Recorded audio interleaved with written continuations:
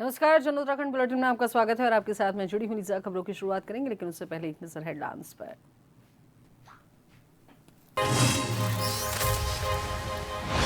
खेल संस्कृति और रोजगार का नया हब बनेगी Uttarakhand sports university. CM Dhami ने की निर्माण कार्य की समीक्षा, कहा गुणवत्ता और समय सीमा सबसे ऊपर।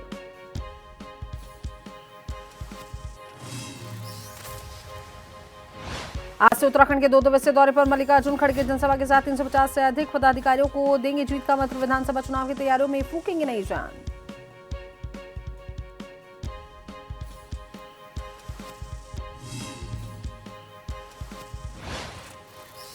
पौड़ी देवप्रयाग हादसे में एक ही परिवार के 5 लोगों की मौत, एक गंभीर घायल। सीएम धामी ने जताया 2 उपचार के निर्देश। 250 फीट गहरी खाई में गिरी थी कार।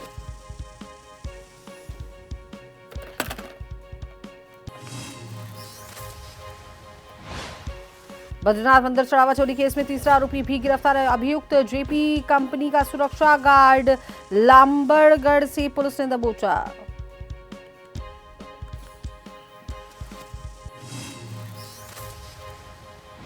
उत्तराखंड के 4 जिलों में भारी बारिश का येलो अलर्ट। कांवड़ चारधाम यात्रियों से सतर्क रहने की अपील। रुड़की में सबसे अधिक 108 मिलीमीटर बारिश।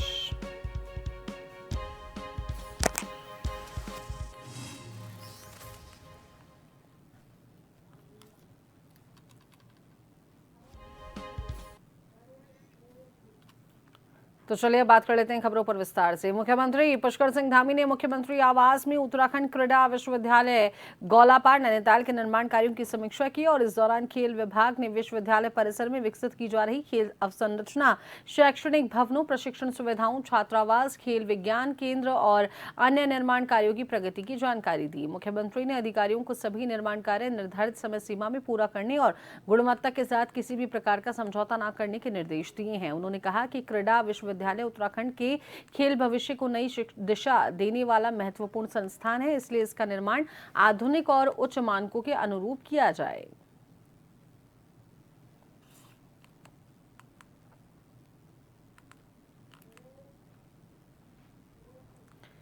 भारतीय क्रिकेटर और उत्तराखंड के ब्रांड एम्बेसडर रह चुके ऋषभ पंत ने मुख्यमंत्री पुष्कर सिंह धामी से उत्तराखंड में जमीन खरीदने में मदद की अपील की है। पंत ने शनिवार तड़के सोशल मीडिया पर मुख्यमंत्री को टैग करते हुए लिखा है कि वे दिल्ली से अपना बेस उत्तराखंड शिफ्ट करना चाहते हैं, लेकिन पिछले करीब 3 साल से जमीन खरीदने की कोशिश के बावजूद उन्हें जमीन नहीं मिल पाई है। पंत ने अपनी पोस्ट में लिखा कि वे उत्तराखंड में अपना पहला घर बनाना चाहते हैं और अपने राज्य में लौटकर यहाँ के लोगों के लिए काम करना चाहते हैं। उन्होंने जमीन खरीदने की प्रक्रिया में स्पष्टता की कमी को लेकर भी अपनी परेशानी जाहिर की और मुख्यमंत्री से इस मामले को देखने का अनुरोध किया।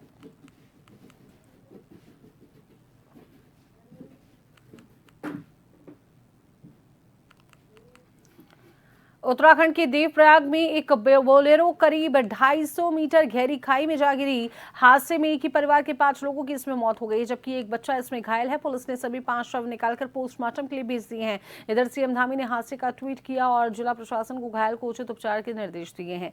वहीं मृतकों के प्रति अपनी गहरी संवेदना व्यक्त की।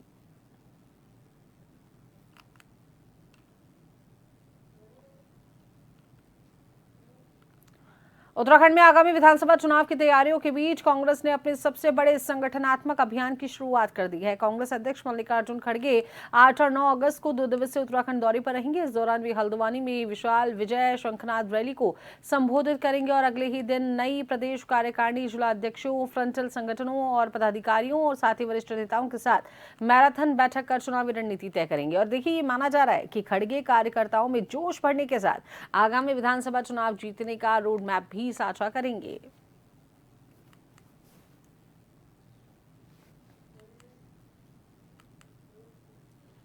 उत्तराखंड की राजनीति में आरोप प्रत्यारोप का दौर जो है तेज देखा जा रहा है। कांग्रेस ओबीसी विभाग के प्रदेश अध्यक्ष डॉक्टर गौरव चौधरी ने राज्य सरकार पर तीखा हमला बोलते हुए कहा कि देवभूमि में आस्था, युवाओं के भविष्य और लोकतांत्रिक अधिकारों के साथ खिलवाड़ किया जा रहा है। उन्होंने आरोप लगाया कि एक और करोड़ों श्रद्धालु कांवड़ यात्रा के दौरान मूलभूत सुविधाओं के लिए परेशान है, जबकि दूसरी ओर सरकारी संसाधनों का इस्तेमाल युवाओं का ध्यान असली मुद्दों से भटकाने में किया जा रहा है।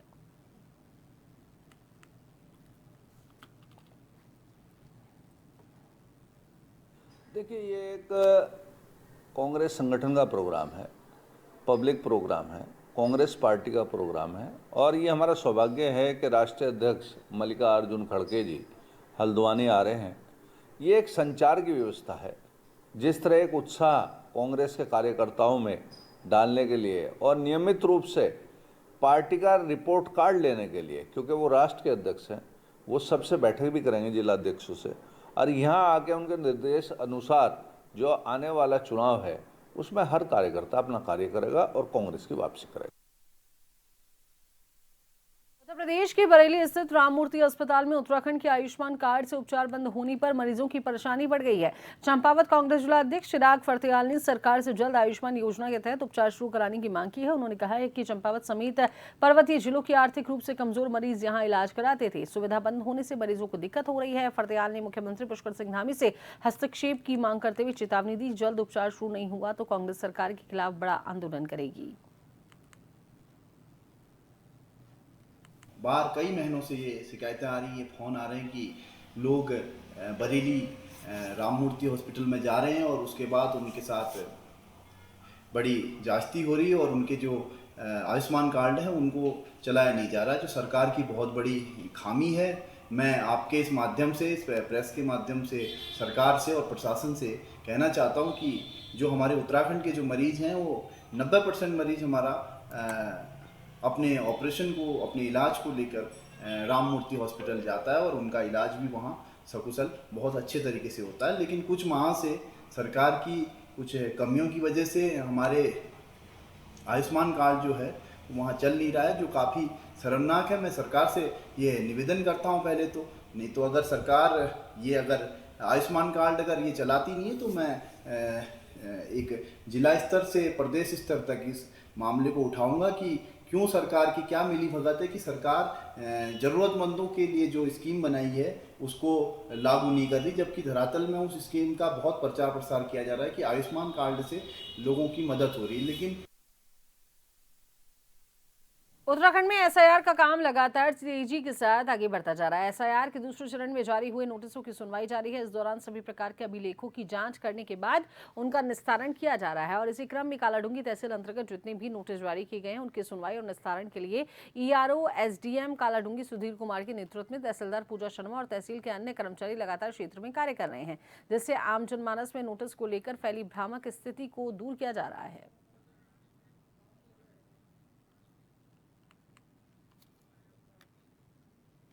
टोटल 8,850 जो नोटिसेज हैं उन पे सुनवाइयाँ हो चुकी हैं और उसको अपलोडिंग का कार्य बीएलओ और एआरओ के माध्यम से किया जा रहा है बीएलओ ऐप में और ईसीआई नेट के माध्यम से। जो बाकी तिथियां हैं 18 अगस्त तक की हमने तिथियां निर्धारित कर रखी हैं।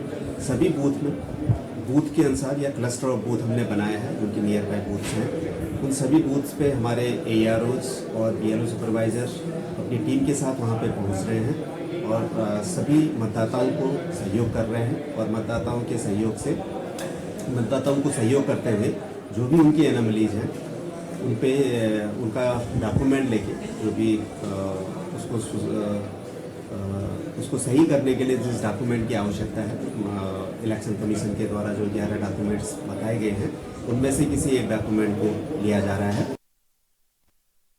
झबरेड़ा विधानसभा क्षेत्र के सालियर गांव में विशेष गहन पुनरीक्षण अभियान के दौरान मतदाता सूची से जुड़े फॉर्म 7 को लेकर राजनीतिक विवाद खड़ा हो गया है। इस मामले में कांग्रेस विधायक वीरेंद्र जाती और भाजपा नेता के बीच तीखी नोकझोंक हुई, जिसके बाद विधायक ने जांच की मांग की है। ये विवाद तब शुरू हुआ जब ग्राम सालियर स्थित राजकीय उच्चतर माध्यमिक विद्यालय में मतदाता सूची के विशेष गहन पुनरीक्षण अभियान के तहत दावों और आपत्तियों की सुनवाई चल रही थी। इस दौरान भाजपा नेता और BL2 राजीव त्यागी द्वारा लगभग 30 फॉर्म 7 जो है उसको जमा किए जाने की जानकारी सामने आई। सूचना मिलने पर कांग्रेस विधायक वीरेंद्र जाती मौके पर पहुंचे। उन्होंने आरोप लगाया कि निर्वाचन आयोग के नियमों के अनुसार एक व्यक्ति 5 से अधिक फॉर्म 7 जमा नहीं कर सकता। विधायक ने 30 फॉर्म 7 स्वीकार किए जाने के नियमों के विपरीत बताते हुए इसकी निष्पक्ष जांच की मांग की है। अधिकारियों से जवाब भी मांगा है।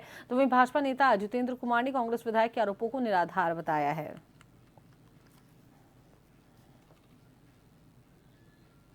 तो उनकी तरफ से यहाँ के सालियर के सम्मानित नागरिकों के जो जिनकी मैपिंग हो चुकी थी उनके वोटों पर आपत्ति लगाई गई और उस आपत्ति के परिप्रेक्ष्य में हमने जो इलेक्शन कमीशन के ऊपर आला अधिकारी हैं उनको भी पत्र लिखा कि भाई एक सामान्य व्यक्ति, क्योंकि वो सालियर के नहीं है, राजीव त्यागी जी बूथ के बाहर के हैं, एक सामान्य व्यक्ति मात्र 5 आपत्ति लगा सकता है। आपने 30 आपत्ति यहाँ बूथ पर कैसे लगवा दी?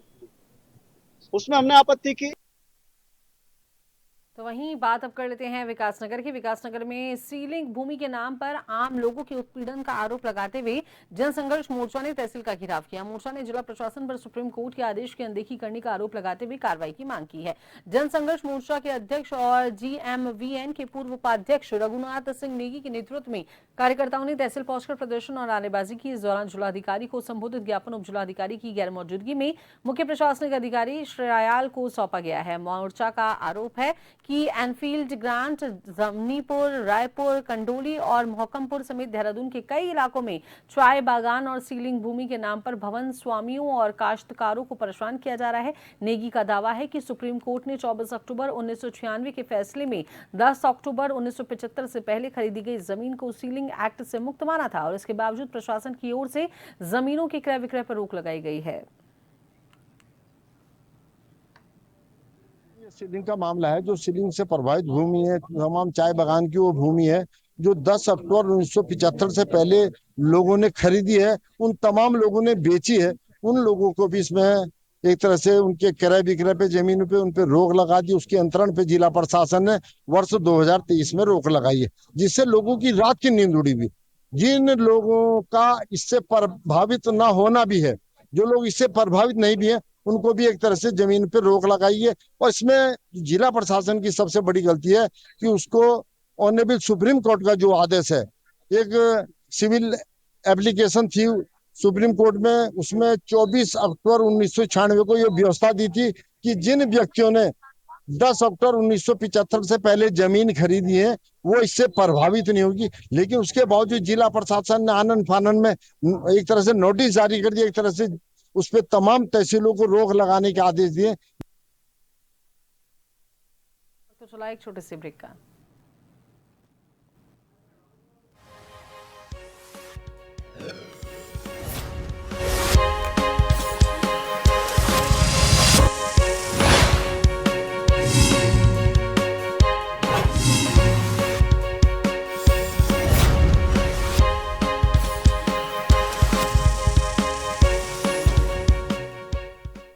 हिमालय की खूबसूरत वादियों में बसा उत्तराखंड, जहां सैकड़ों युवा उद्यमिता और नवाचार से आत्मनिर्भरता की नई कहानी लिख रहे हैं।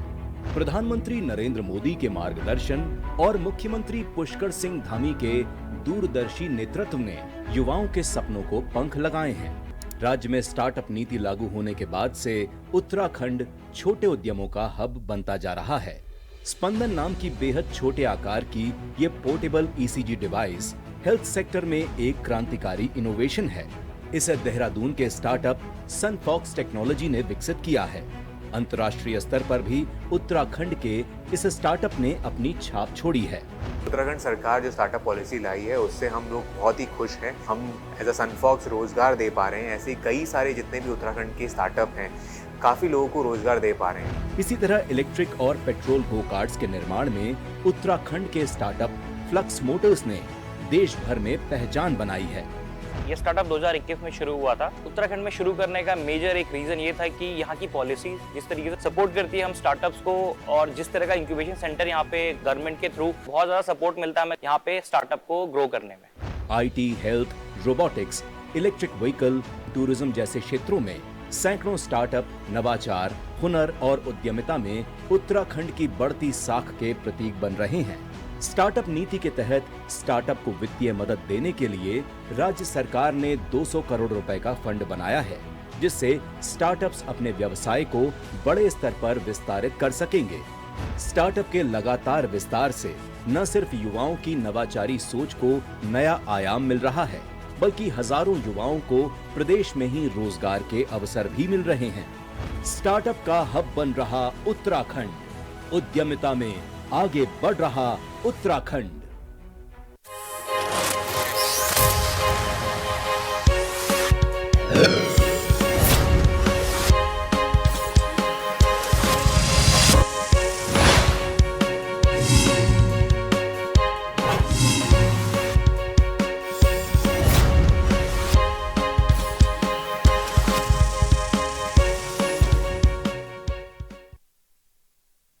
ब्रेक के बाद स्वागत है। तो चलिए सीधे आपको तस्वीरें दिखाने जा रहे हैं दिल्ली से, जहां पर आईआईटी दिल्ली का आज जो है 57वां दीक्षांत समारोह का आज आयोजन किया जा रहा है। प्रधानमंत्री नरेंद्र मोदी इस दीक्षांत समारोह में शामिल होने के लिए पहुंचे हैं। दिल्ली से सीधी तस्वीरें।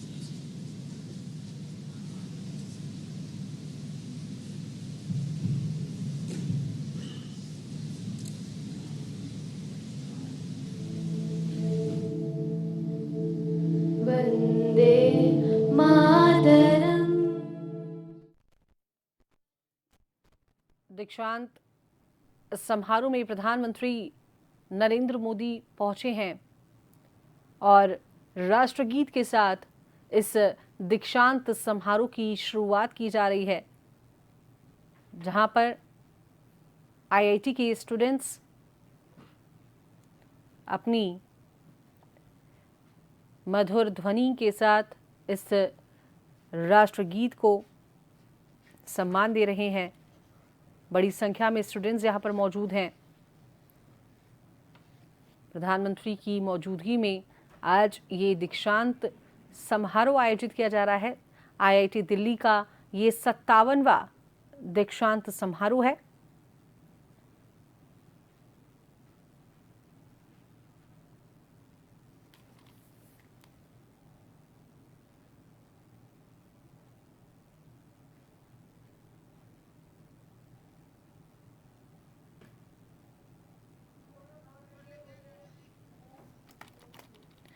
तो चलिए एक बार फिर से रुक कर लेते हैं उत्तराखंड की खबरों की ओर। लोहाघाट निवासी पूर्व सैनिक मयंक ओली ने दिल्ली रूट की टैक्सियों में मनमाना किराया वसूले जाने की शिकायत जो है जिलाधिकारी चंपावत मनीष कुमार से की है। आरोप है कि आगे की सीट से 2500, बीच की सीट से 2000 और पीछे की सीट के 1500 रुपए लिए जा रहे हैं। शिकायत पर जिलाधिकारी और एडीएम ने एआरटीओ को कार्रवाई के निर्देश दिए हैं। एआरटीओ मनोज बगोरिया ने टीम के साथ लोहाघाट में वाहन ट्रैकिंग अभियान चलाया है। किराया सूची चस्पा नहीं करने वाले वाहनों के चालान किए गए हैं और चालकों को सूची लगाने तथा निर्धारित किराया लेने के निर्देश दिए।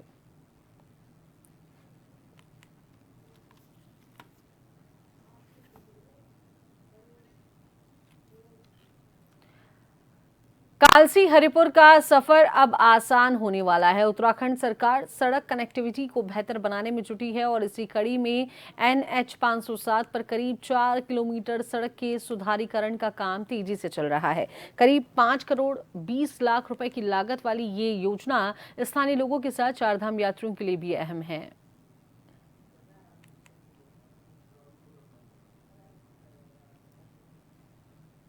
से कहीं ना कहीं जो आवागमन की सुविधा बढ़ी है, आवागमन के लिए जो लोग वाहन यहाँ पर खड़े करते थे उससे भी लाभ मिलेगा। और केवल इतना ही नहीं, इसको आगे तक जाना है।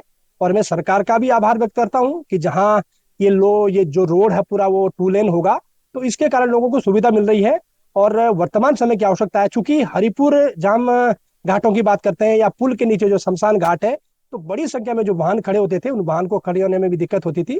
तो ऐसे में चौड़ीकरण से लाभ मिलेगा। 220 मीटर में 4 लेन कर रहे हैं कि ताकि कोई भी श्रद्धालु हो या घाट पे कोई घटना हुई हो, उसमें जो जितने लोग आ रहे हैं उनकी वजह से हाईवे में किसी तरह का जाम ना लगे, जो इमरजेंसी सर्विसेज हैं वो बहाल रहे। उसके बाद जो है हरिपुर जो चौराहा था वो बिल्कुल संकरा होने की वजह से वो काफ़ी वहाँ पे भी एक्सीडेंट की ये प्रॉब्लम्स थी, उसको भी हमने चौड़ा कर दिया है। अब पक्कीकरण का काम हम, चूँकि ये अनुबंध अभी इसी महीने गठित हुआ है और इसके पूरा करने का 1 साल का समय है, तो अभी उसको कई जगह अतिक्रमण भी हटाया गया है। सिंगल यूज प्लास्टिक के उपयोग पर रोक लगाने और पर्यावरण संरक्षण को बढ़ावा देने के उद्देश्य से शुक्रवार को डोईवाला नगर पालिका में जागरूकता कार्यशाला का आयोजन किया गया, जिसके बाद विधायक ब्रजभूषण गैरोला ने के नेतृत्व में जागरूकता रैली निकाली गई, जिसमें बड़ी संख्या में स्थानीय लोगों ने भाग लेकर सिंगल यूज प्लास्टिक का उपयोग बंद करने और स्वच्छ पर्यावरण का संदेश दिया।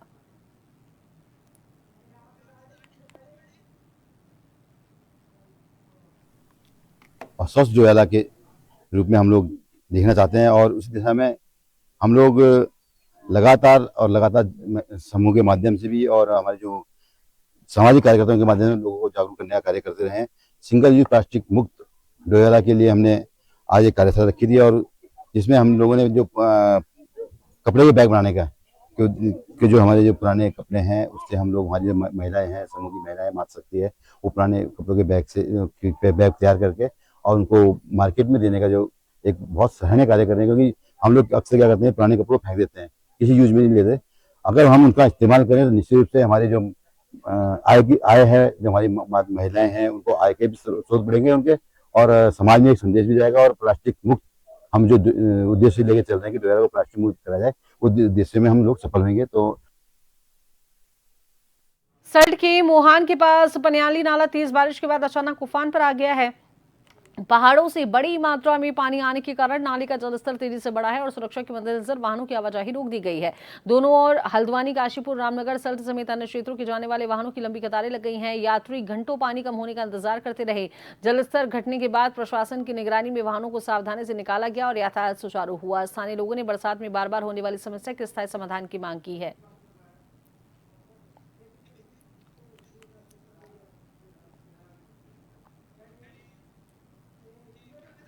सावन में भगवान शिव के भक्त कावड़ लेकर इन दिनों बद्री विशाल के धाम में भारी संख्या में हर दिन पहुंच रहे हैं। बढ़ती कावड़ियों की भीड़ की वजह से धाम शिव में हो चुका है। चारों तरफ जय बद्री विशाल जी के जयकारों के साथ बम बम बोले की गूंज सुनाई दे रही है और मानसून के बीच भी मंदिर परिसर में भगवान बद्री विशाल के दर्शन के लिए श्रद्धालुओं की लंबी कतारें लगी हुई हैं।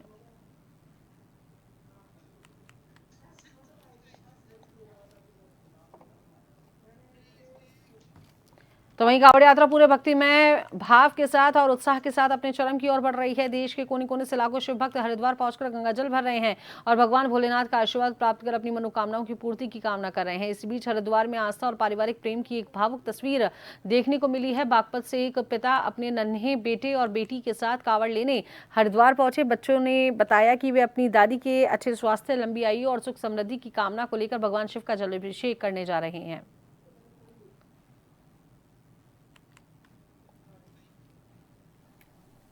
मैंने ये कावड़ अपनी माँ जी के लिए उठाई है और हम भगवानपुर से आए हैं। ये कावड़ हमने अपनी माँ जी के लिए उठाई है क्योंकि हम उन्हें, माँ जी और पापा को उन्हें नहाएंगे इस गंगा जल से। और पैदल चल रहे हैं। मेरी माँ जी बहुत बीमार रहती है, इसीलिए हमने ये कावड़ उठाई है। पहली बार आ रहे? नहीं, बहुत बार आ चुके हैं। अच्छा, पहले भी आए थे? ये मेरा भाई पहली बार आया है। कि माता जी जो है, दादी जी, वो बहुत ज़्यादा बीमार चल रही है, उसी के लिए कावड़ लेके आए कि अपने हाथों से गंगा जल से नहवाएंगे उनको। जी। कहाँ से आए हो? कितने दिन लगेंगे? ये सर पूरा महादेव जाएंगे पहले, पूरा महादेव से फिर सीधा अपने माता जी के पास। कहाँ पर? ये गांव पड़ता है हमारा ब्राह्मण खेड़ी, बागपत में। बच्चों के साथ इतनी कठिनाई भी आ रही होगी? हाँ, कठिनाई तो सर पूरी आ रही है। बच्चे ही कलश यात्रा लेके चल रहे हैं, मैं नहीं चल रहा हूँ। बच्चों के साथ में ही मैं पूरी हेल्प कर रहा हूँ, पर कलश यात्रा बच्चों के ही साथ से है। कावड़ मेले का सकुशल संपन्न कराने के लिए जीआरपी पुलिस भी शिव भक्तों की सुरक्षा और सेवा में जुटी हुई है। शुक्रवार को एसपी जीआरपी अरुणा भारती के नेतृत्व में जीआरपी पुलिस ने कावड़ यात्रियों को पेयजल, फल, जूस आदि वितरित किए। हरिद्वार रेलवे स्टेशन परिसर में कावड़िया विश्राम स्थल में ठहरे तमाम कावड़ियों को खाद्य सामग्री वितरित की गई।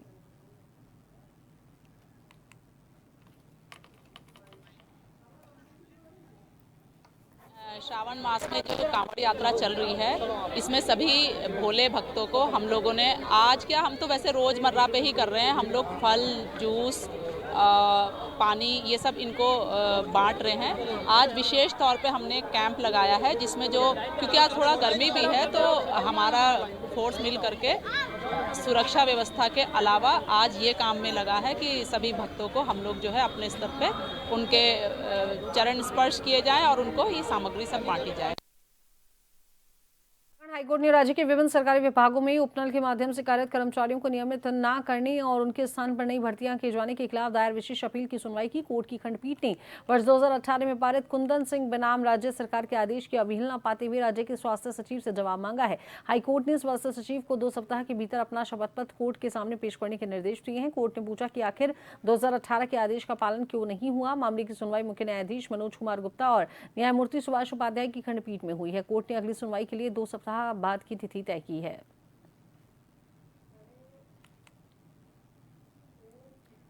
नैनीताल हाईकोर्ट ने प्रदेश के सरकारी बीएड कॉलेजों और संबंधित विश्वविद्यालय से मान्यता प्राप्त उच्च शिक्षा देने वाले कॉलेजों में शिक्षा की गुणवत्ता को लेकर दायर जनहित याचिका पर सुनवाई के बाद राज्य सरकार को जवाब दाखिल करने के निर्देश दिए हैं। मुख्य न्यायाधीश मनोज कुमार गुप्ता और न्यायमूर्ति सुभाष उपाध्याय की खंडपीठ के समक्ष मामले की सुनवाई हुई है और मामले के अनुसार प्रदेश में शिक्षा की गुणवत्ता को बढ़ावा दिए जाने को लेकर पिथौरागढ़ निवासी अधिवक्ता डॉक्टर राजेश पांडे ने हाईकोर्ट में जनहित याचिका दायर की थी।